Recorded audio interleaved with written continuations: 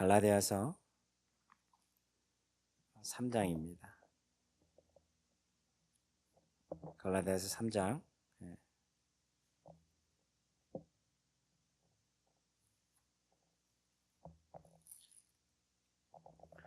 주보에는 14절까지 나와 있는데요. 우리 좀 반을 나눠서 그렇게 하려고 합니다.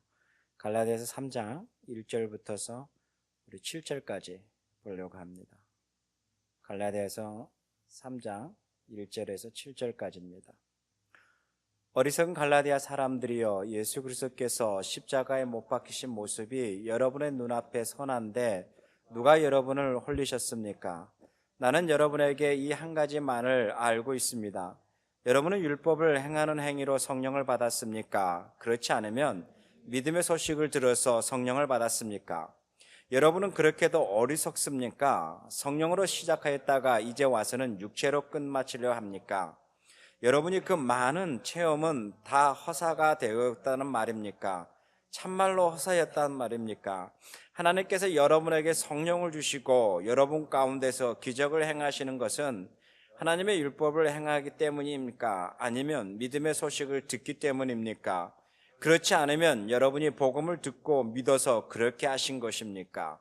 그것은 아브라함이 하나님을 믿음으로 하나님께서 그것을 의로운 일로 여겨주셨다는 것과 같습니다.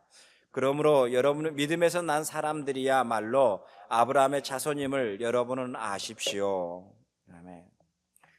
갈라디아서를 계속적으로 보는데 우리가 좀 정리가 필요하죠. 1장에서에도 이야기하는 부분 속에서 1장과 2장은 사도행전 15장에서 나오는 이야기와 같은 겁니다.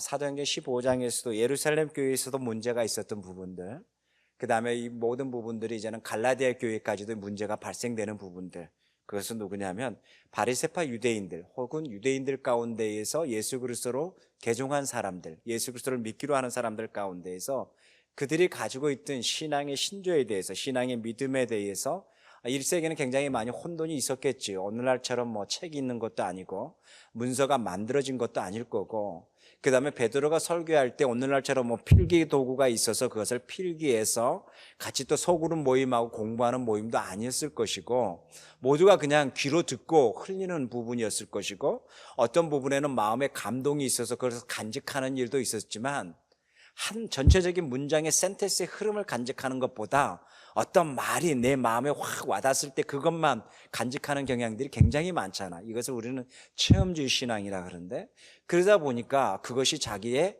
이론이 돼버리고 믿음의 모양이 돼버리는 경우가 너무 많았겠죠. 그러다 보니까 믿음의 모양들이, 고백들이 다양하게 나타날 수가 있습니다. 그 가운데 가장 위험했던 부분이 누구냐면 바로 이 그룹들, 다시 사도행전 15장에서도 나와 있었던 이 그룹들은 예수 그리스도 율법으로 순종함으로 말미암아, 율법을 완성함으로 지킴으로 말미암아 세례 요한에게 세례를 받고 하나님의 일을 하셨다라고 논리를 펴고 있는 그룹들이었죠. 그 다음에 모세처럼 율법을 지켜나가는 사람이라고 이야기하겠죠. 그러나 구약을 우리가 전체적으로 훑고 또 읽어봐도 구약에서도 율법을 지켰던 사람은 아무도 없다라는 것입니다. 쉽게 이야기하면 율법의 완성을 이룬 사람이 누가 있었을까? 아브라함이었을까? 아니면 모세였을까? 모세도 한 성격 하잖아요. 뭐 그냥 바위도 그냥 엎어치기 할 수 있는 성격이잖아요. 뭐 그냥 했다 모르고 그냥 던져버리는 성격도 한 성격 하잖아요. 그래서 그냥 돌판도 던질 줄 알고, 모든 것을 봤을 때 과연 하나님이 흠모할 만한 하나님의 마음에 율법에 합한 사람이 누가 있을까? 뭐 다윗을 이야기했을 때 하나님이 참 좋아했다라고 표현을 하지만 과연 그 또한 하나님의 율법을 잘 지켰던 사람이었을까? 뭐 솔로몬도 마찬가지였었고 다른 선지자들도 마찬가지였었고 특히 아브라함도 마찬가지였었고, 과연 구약의 전체적인 흐름 속에서 율법을 잘 지켰다고 할 수 있는 사람이 과연 있을까? 우리가 한번 이제 의문을 제시해 보는 거죠. 그러한 부분 속에서 갈라디아를 이렇게 보는 건데, 그때 당시에 교인들에게 가장 많이 혼돈을 주었던 것이 바로 예수 그리스도의 믿음으로냐 아니면 율법을 지킴으로냐는 이 두 가지의 길이 이들에게는 굉장히 혼란스러웠다라는 것입니다.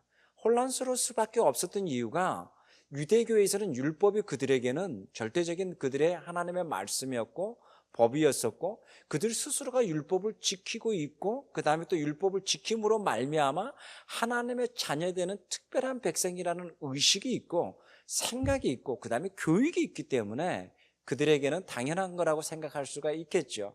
그러나 예수 그리스도가 오심으로 말미암아 구약을 다시 해석하게 되는 거죠. 그 다음에 예수 그리스도 오심으로 말미암아 구약에서 말하고 있는 율법이 무엇인지, 그리고 하나님의 선지자들, 그 다음에 하나님의 사람들, 아브라함부터서 모든 하나님의 사람들이 하나님은 어떻게 그들을 사랑하셨고 그를 의롭게 여기셨는지를 예수 그리스도가 그것을 다시 재해석해 주는 거죠. 그래서 이 모든 것을 재해석해 줄 때에 어떤 그룹들이 막 불만이 일어나는 거죠. 뭐 사두개인도 불만이 일어나고요. 그 다음에 바리새인들도 불만이 일어나가지고 예수님에게 삿대질은 못해도 그 많은 군중들 앞에 질문하는 거죠. 아, 예수님, 당신은 무슨 권위로, 무슨 권한으로 함부로 우리의 믿음의 그 조상들을, 우리의 믿음의 그 어르신들을 그렇게 이야기할 수 있습니까? 라고 이야기를 하는 거죠. 그럴 때 예수님이 재밌는 이야기를 합니다. 그들에게. 나는 그들보다 먼저 있었다 라고도 이야기하고요. 그 다음에 뭐예요? 그 모든 성경이, 그 율법의 모든 성경이 그 이야기가 누구에 대해서 이야기하고 있느냐?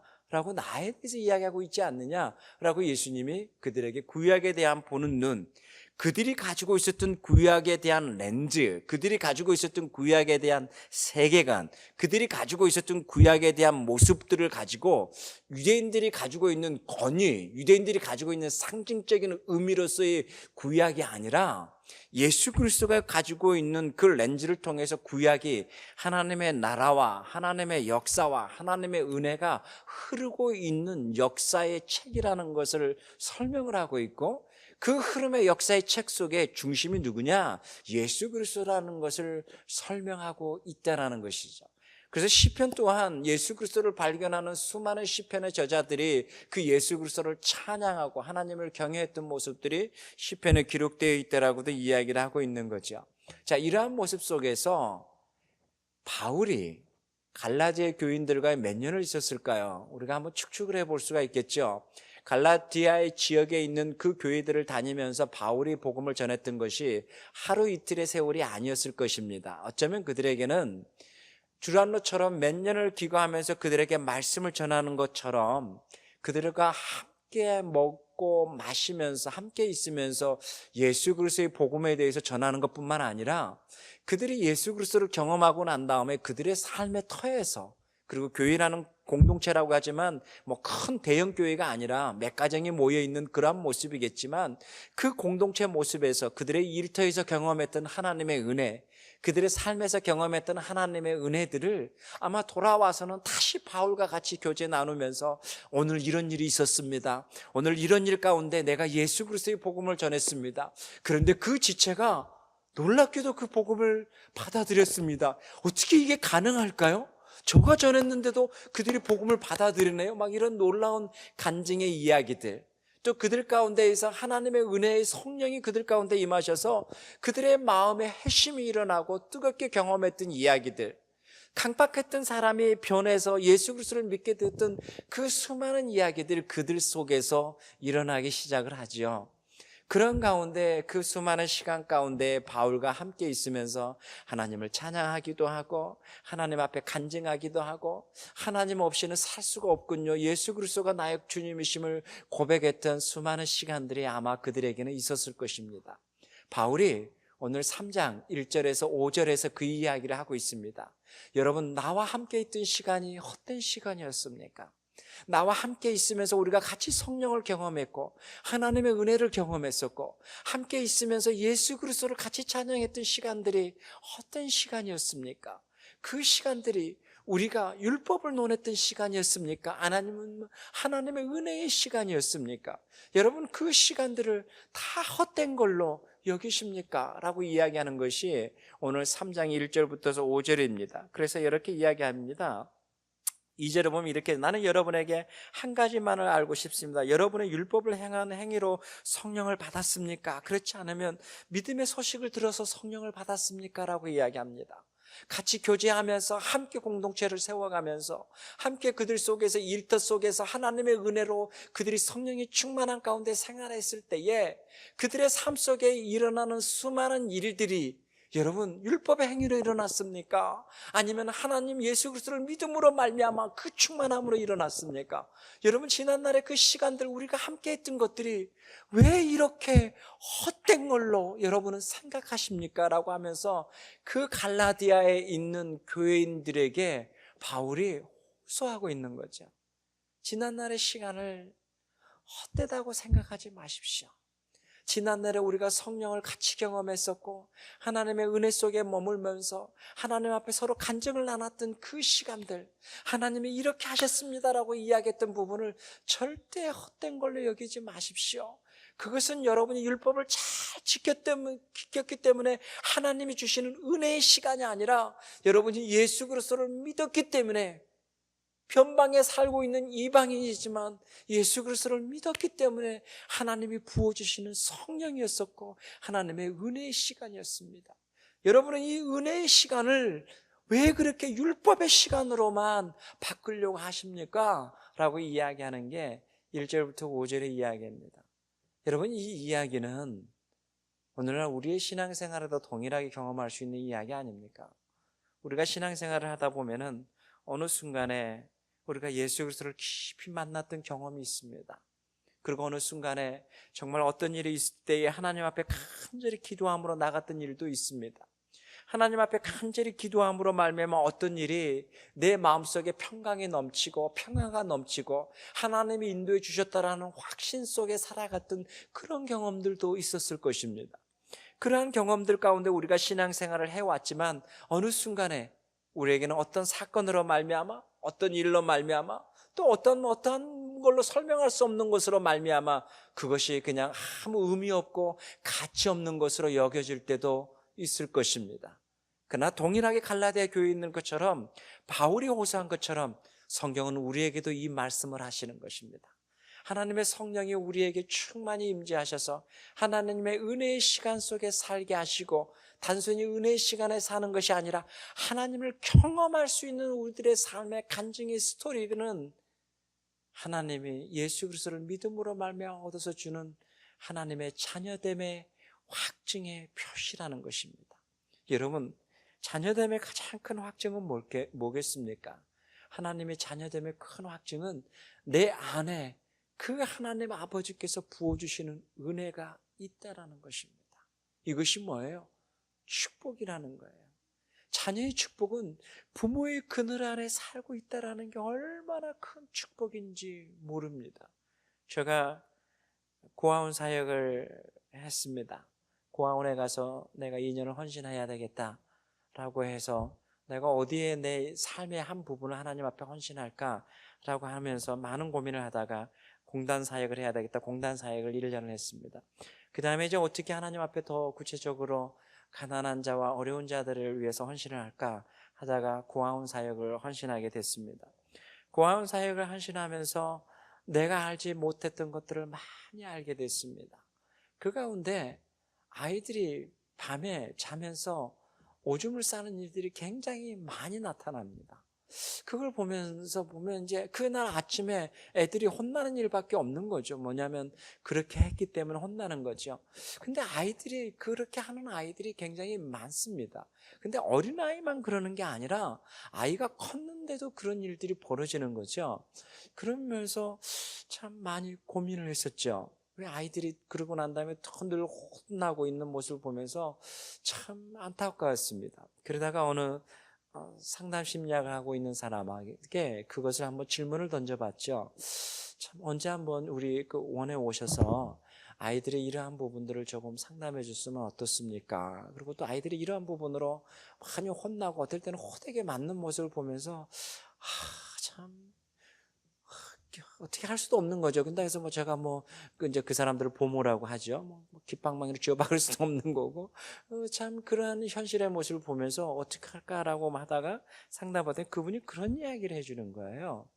어떤 이야기를 해주냐면, 아이들이 부모의 따뜻한 그늘에서 성장하면서 그 사랑을 수치로는 설명할 수 없지만 오감으로 느끼면서 자라는 아이와 어떠한 학교 같은 시설이나 어떠한 이런 시설에서 자라는 그런 부모의 그늘이 아닌 따뜻한 온기가 없는, 우리가 이야기하는 뭐 따뜻한 이런 것이 아니라 부모의 사랑의 온기가 없이 자라는 아이들과는 정서 자체가 다릅니다. 그러기에 그러한 정서에서 자란 아이들은 당연히 마음이 불안할 수밖에 없겠죠. 마음이 안정감이 없겠죠. 그러면 어떤 일이 벌어지겠습니까?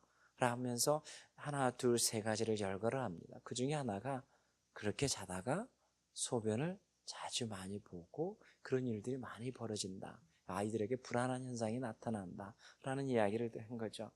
그 이야기를 듣고 어쨌든 간에 그 부모가 부유한 부모든지 그 부모가 가난한 부모이든지 상관없이 부모의 그늘 아래서 성장하고 있다는 그 자체가 얼마나 큰 축복인가 라는 것을 깨닫게 되는 시간이 되었습니다. 여러분 마찬가지지 않겠어요?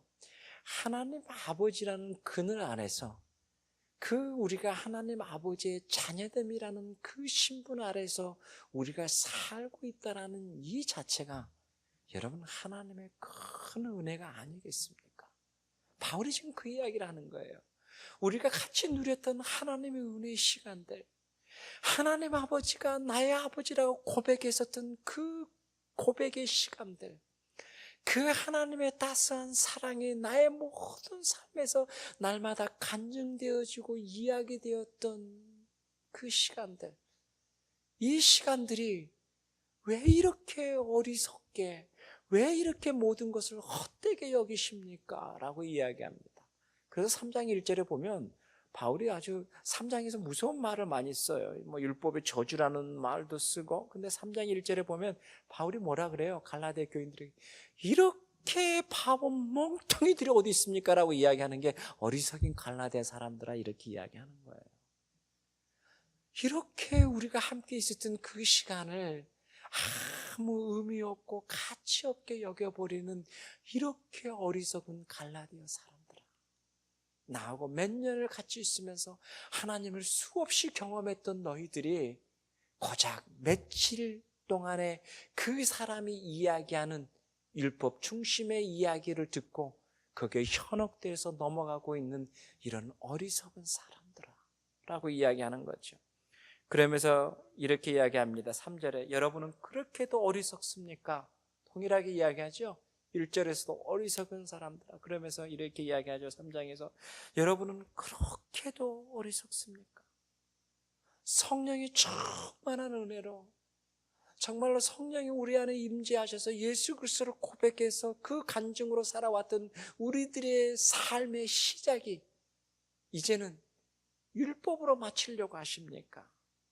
율법으로 말미암아 육체로 마치려고 합니까? 여러분의 수고와 노력으로 이루어진다라고 하는 그것으로 여러분의 성령의 은혜가 아닌 나의 수고와 나의 데이터와 나의 의지로 된다라고 하는, 나의 의지가 되지 못하면 내가 부족해서 그렇다라고 해서 또다시 의지를 훈련시켜서 가는 그러한 율법의 모양으로 가려고 합니까? 라고 이야기를 합니다. 이것이 뭐예요? 지금 현재 갈라디아 교회인들의 현 주소라는 거예요.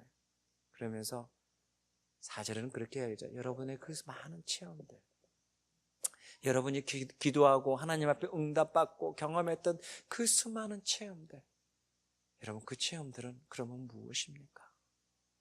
이것이 이제 갈라디아 교인들에게 바울이 호소하는 것입니다. 그러면서 우리가 정말 복음을 듣고서 그 다음에 복음을 듣고 믿어서 우리에게 부어주시는 성령의 충만함이 있어서 우리가 예수 그리스도를 나의 주님이라고 고백하고 하나님을 아버지라고 믿었던 것이지, 우리가 율법을 잘 지켜서 율법을 잘 지키고 완성이 되어서 하나님을 나의 아버지라고 고백되어지는 것은 아닙니다라고 이야기합니다. 그러면서 아브라함의 이야기가 나오기 시작을 합니다. 1절부터 5절까지는 바울과 함께 있으면서 그들이 삶에서 경험했던 하나님의 은혜의 시간들, 그들이 함께 경험해서 믿음을 경험했던 이야기들, 그들이 함께 있으면서 하나님의 놀라운 사랑에 대해서 서로가 간증했던 이야기들, 그들의 삶에서 하나님이 역사하고 하나님의 일하심에 대해서 수많은 사건들이 그 삶 속에서 일어났을 때에 정말로 나 같은 죄인도 하나님이 사랑하는구나라고 그 구구절절 고백했던 그 삶의 이야기들, 그것이 1절부터 5절이죠. 그 다음에 이제 6절에 보면 그 율법에서도 이야기하고 있는 부분, 바로 아브라함에 대해서 이야기합니다. 그러면서 바울이 뭐라고 이야기해요? 자, 아브라함을 이야기하셨는데, 자, 그러면 아브라함이 의롭게 되는 것은 그가 믿음을 율법을 잘 지키기 때문에 가능한 것입니까? 바울은 그것을 아니라고 구약을 가지고 설명을 해 나갑니다. 그러면서 하나님은 그 아브라함을 택하시면서 미리 어떤 마음을 가지고 계셨냐면, 하늘의 별과 바다의 모래라는 부분이 유대인을 이야기하는 것이 아니라 앞으로 믿게 될 수많은 사람들, 앞으로 믿음으로 말미암아 믿게 될 수많은 사람들에 대해서 이야기하면서 아브라함을 이야기했다라고 이야기를 하고 있습니다. 그러면서 오늘 성경에 보면 저도 참 이 부분에 대해서 많이 고민했던 부분인데, 6절과 8절의 부분인데 우리 같이 한번 읽을까요? 6절입니다. 이것은 아브라함이 하나님을 믿으니 하나님께서 그것을 의로운 일로 여겨주셨다는 것과 같습니다. 그러므로 믿음에서 난 사람들이야말로 아브라함의 자손임을 여러분은 아십시오. 또 하나님께서 이방 사람들을 믿음에 근거하여 의롭다 하여 주신다는 것을 성경은 미리 알고서 아브라함에게 모든 민족이 너로 말미암아 복을 받을 것이라 하는 기쁜 소식을 미리 전하였습니다. 자, 오늘 보면 8절에 보면 너무 중요한 말씀이죠. 8절에 한번 줄을 그으면 좋죠. 뭐라고 말씀하냐면, 하나님께서 이방 사람을 믿음에 근거하여 의롭다고 하여 주신다라는 것을 미리 알고서 미리 계획하시고 미리 하나님이 작정하시고 오직 이방인에게까지도 오직 믿음으로만 구원을 얻는다라는 것은 하나님이 미리 계획하시고 작정하시고 아브라함을 부르셨고 아브라함을 택하셨고, 그리고 그 아브라함에게 모든 민족으로 너로 말미암아 복을 받게 할 것이다라고 말씀하셨다라고 바울이 이야기하고 있다는 거예요. 여기 보면 하나님은 미리 택하셨다라는 거예요. 여기서 미리 택했다라는 것은 바울의 편지 중에서 가장 많이 쓰는 용어입니다. 하나님께서 태중의 나를 택하시고 하나님이 미리 택하시고 라는 부분을 많이 사용하죠. 그것은 뭐예요? 하나님이 어떤 일이 벌어지니까는 수습적으로 어떠한 것을 택하셨다라는 것이 아니라 하나님이 작정하시고 계획하시고 그 계획을 수립하시고 진행하시고 이루어 나가신다라는 거예요. 여러분, 이 사람과 그 다음에 계획이 없이 갑자기 어떤 일이 벌어지니까는 또 그것을 수습해서 가면서 자기가 그냥 계획해서 했던 것처럼 하는 것과는 다르죠. 뭐가 다르겠어요? 자, 두 가지의 공통 부분이 있습니다. 결과는 같을 수 있어요. 결과는 A라는 사람은 계획하고 준비하고 그것을 진행해 나가면서 어떠한 결과물이 나올 수 있어요. B라는 사람은 계획도 하지 않냐고 준비도 하지 않다가 그냥 어느덧 그냥 이렇게 하다가 어떤 일이 벌어지다 보니까는 할 수 없이 그냥 하게 됐고, 이렇게 하다 보니까 어떤 결과가 나올 수 있어요. 결과물은 같을 수가 있어요. 결과물은 같을 수 있겠죠. 그러나 결과를 중요한 사람에게는 뭐 그것이 큰 의미가 없다라고 생각할 수 있겠죠. 그런데 생각을 해보세요. 결과는 같을 수 있을는지 모르지만 뭐가 달라요? 자세가 달라요. 자세가 달라요. 어떤 자세가 다른지 아세요? 그것을 계획하는 시간부터서, 그것을 향해서 마음으로 준비하는 시간부터서, 그것을 준비하는 것뿐만 아니라 그것을 진행하는 것까지도 모든 관심이 뭐예요? 거기에 가 있는 거예요. 이게 뭐예요? 사랑이라는 거예요. 사랑은 관심이에요. 관심 있게 되면 하나님께서는 그 이방 사람들을 믿게 하시려고 준비하시고 계획하시고 그것을 이루어 나간다라는 것이 뭐예요? 관심인 거예요.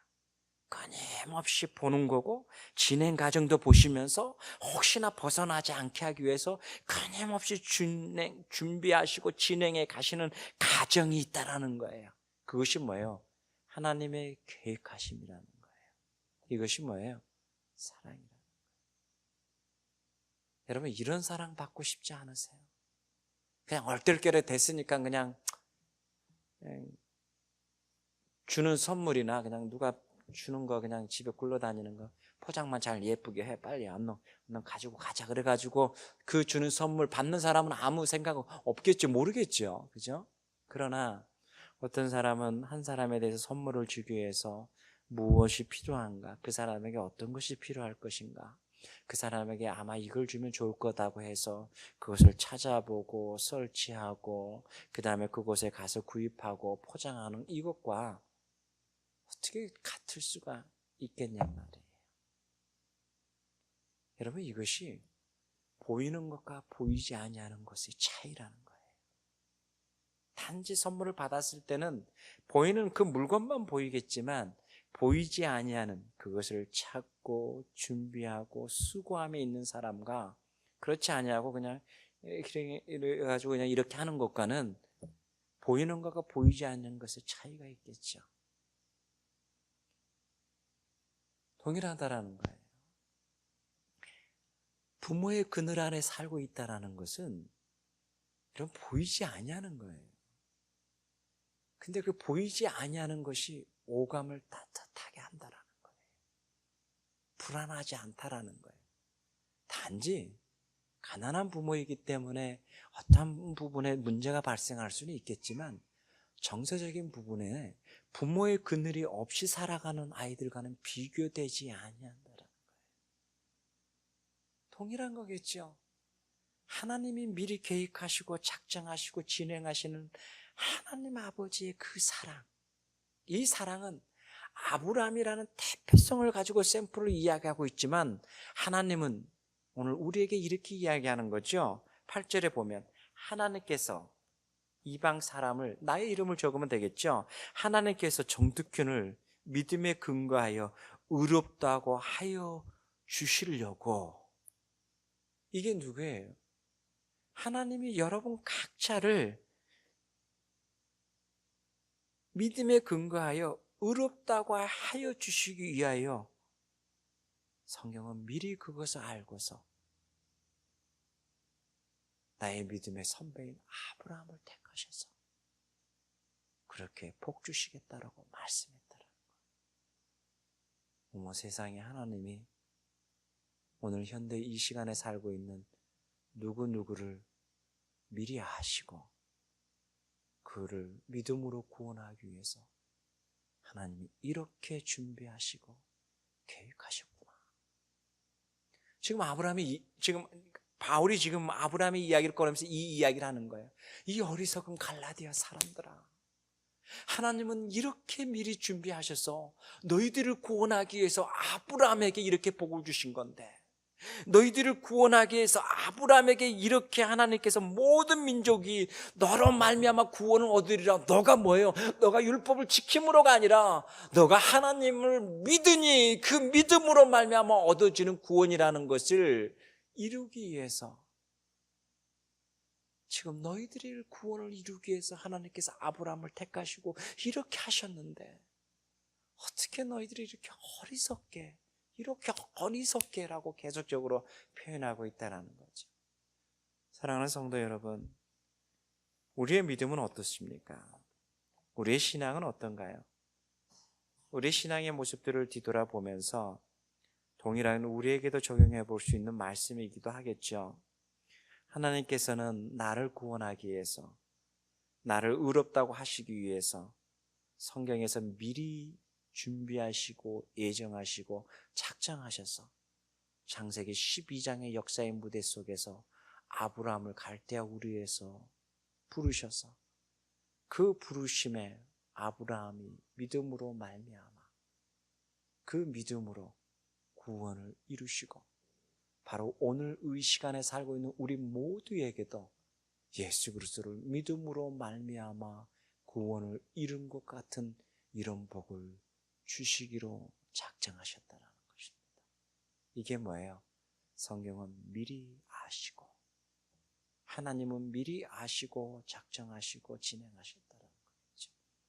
이 하나님의 은혜를 여러분은 헛되다고 말할 수가 있겠습니까? 이 하나님의 은혜를, 지난날의 그 모든 삶의 속에서 부어주셨던 하나님의 그 사랑을 여러분은 헛되다고 말할 수가 있겠습니까? 절대 아닙니다 라고 이야기하는 게 바울이 갈라디아 교인들에게 이야기고 오늘 우리들에게도 말씀하고 있는 내용입니다. 우리의 지난날의 믿음의 모양들을 한번 뒤집어 봅시다. 저의 친구 중에 하나는 장로가 이제 만나지를 못해서 카톡으로 주는 게, 자기가 오늘 아침에 큐티를 했다라고 하면서 로마서 12장 1절과 2절, 그러면서 그 말씀이 뭐예요? 이 세상을 본받지 말라는 거잖아요. 1절은 너희 영적 예배를 드리라고 하지만 2절을 보면 이 세상을 본받지 말라는 거죠. 이 세상의 뜻을 따라가지 말라고 하잖아요. 무엇이 하나님이 기뻐하시는 예배인가를 고민하고 생각하라고 이야기하는 거잖아요. 그러면서 나에게 적용해 보는 거죠. 나는 이 세상을 따라가려고 얼마나 발버둥 치고 있는 것인가?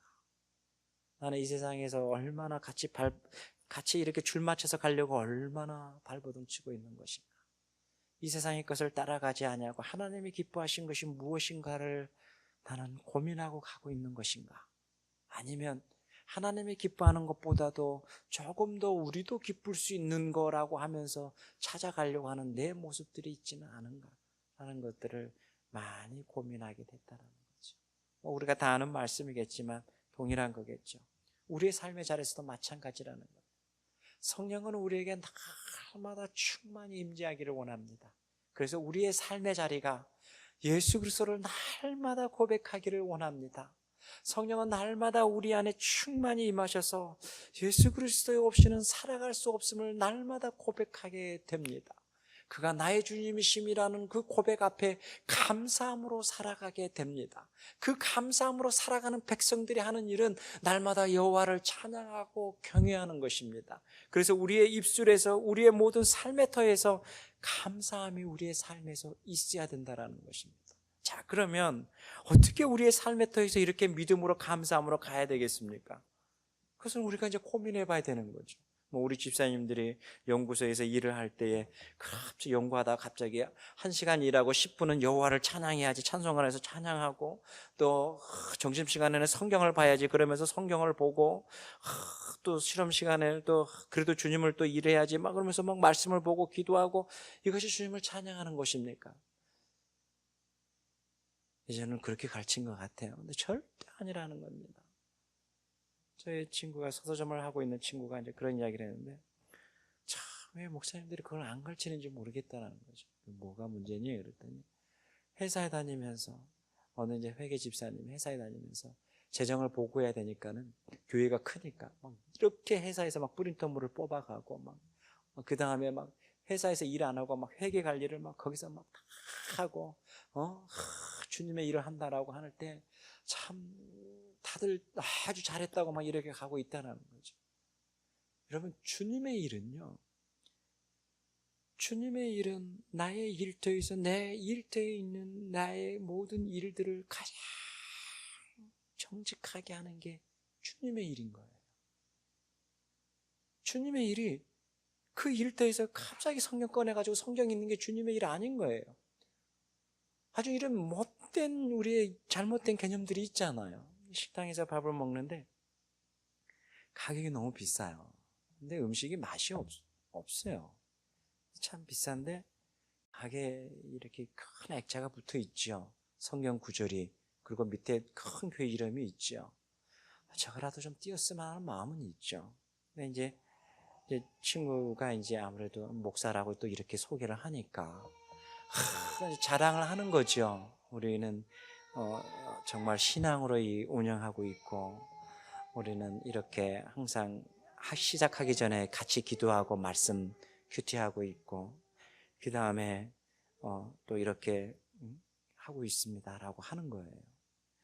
그러면서 참 고민이 되는 거죠. 점심 때도 같이 또 이렇게 말씀하려고 하고 있습니다라는. 여러분, 이게 거룩이라고 생각을 하는 것 같아요. 거룩은 그딴 짓이 거룩이 아닌 거예요. 거룩은 우리의 일터에서 우리의 그 일의 부분 속에서 가장 최선을 다하는 게 거룩인 거예요. 그리스도인으로서 그 삶을 가장 최선을 다하는 게 거룩이지, 아침에 성경을 같이 읽고 같이 기도하고 같이, 이게 거룩이 아닌 거죠. 식당의 거룩은 모르겠어요. 깨끗하고 음식 맛있고 잘하고 뭐 이런 게 거룩 아니겠어요? 기독교인으로서 거룩이 그거란 말이에요. 우리가 얼마나 많은 잘못된 거룩이라는 부분 속에서 많이 오해하고 있는 게, 우리 모든 그리스도인들 교회의 밑바닥의 용어가 거룩 아니에요? 그래서 심심하면 쓰는 용어라는 거죠. 예전에 어느 기업이 그런 이야기를 했어요. 우리 기업은 항상 신앙 수련을 하고 항상 우리는 기도를 하고 우리는 항상 전도하고 뭐 이런 거죠. 이게 거룩이라고 생각한다라는 거죠. 그게 아닌 거죠. 그 중에서 믿지 아니하는 사람은 얼마나 힘들겠어요. 그 중에서 믿지 않는 사람은 얼마나 고통스럽겠어요. 여러분, 레위기 19장은 그러지 이 얘기하지 않는 거예요. 그 어떤 품삯을 가지고 밤새 가지고 있어서 그날 아침에 주려고 하지 말고 그 품삯을 그날 주라는 거예요. 그 말은 의미 뭐겠어요? 그 돈 가지고 내가 너를 이렇게 한다라고 하지 마라 이거인 거예요. 그렇게 성경은 구체적으로 가르치고 있단 말이죠. 그래서 우리의 모든 삶의 터에서 그리스도인으로 살아간다라는 것은, 믿음으로 산다라는 것은 우리의 삶의 터에서 우리가 가지고 있는 일의 모든 부분 속에서 그리스도의 마음으로 최선을 다하면서 살아가는 것, 이것이 거룩이라는 거예요. 거룩은 모양이 아니에요. 거룩은 능력이라고 디모데후서에서 3장에서 이야기하잖아요. 이것이 뭐예요? 바울이 이야기하고 있는 믿음이라는 거예요. 경건은 절대 모양이 아니라고 이야기하죠. 경건은 능력이라고 이야기하는 거죠. 겉의 모양이 아니라 인사이드의 능력이라고 이야기하고 있죠. 그러게 저와 여러분의 삶이 그런 능력이 있었으면 좋겠습니다. 우리의 모든 삶이 성령의 충만함으로 말미암아 갑자기 일터에서 성경 꺼내서 읽지 마시고, 일터에서는 일을 가장 중심적으로 살아갈 수 있는 사람, 그 일터에서도 정말 가장 신실하게 일하는 사람, 이러한 사람으로서의 우리의 거룩성이 회복됐으면 좋겠습니다. 이것이 우리의 믿음의 모양이 되었으면 좋겠습니다. 아마 갈라디아 교인들은 그런 모습이었을 거예요. 그래서 바울이 또 그렇게 가르쳤을 거예요. 그래서 그 속에서 그렇게 살았더니, 내가 이렇게 열심히 일했더니 우리 가게 주인이 너 왜 이렇게 열심히 일하느냐고 막 놀래네요. 그러면서 그 가게 주인이 너 왜 갑자기 이렇게 되냐라고 해서, 내가 유대에서 내려왔던 어떤 사람을 통해서 예수 그리스도를 만나게 되고 신앙을 가지게 되면서부터서 내가 이제는 뺀질뺀질 거리지 않냐고, 내가 최선을 다해서 일을 정말 내 몸처럼 내가 하기로 했습니다, 내 것처럼 내가 하기로 했습니다라고 했더니 그 주인이 놀라서, 야 그래? 그러면 그런 종교가 어디 있니? 나도 좀 믿자 라고 해서 그들 속에서 뭐 간증이 일어나는 그런 삶의 스토리도 있지 않았겠어요? 성경 기록되어 있지 않지만 이런 모습이 믿음의 모양이 아니었겠냔 말이에요. 그래서 바울이 이야기하는 거예요. 갈라디아 사람들아, 그때 우리 이러한 체험도 있지 않았느냐?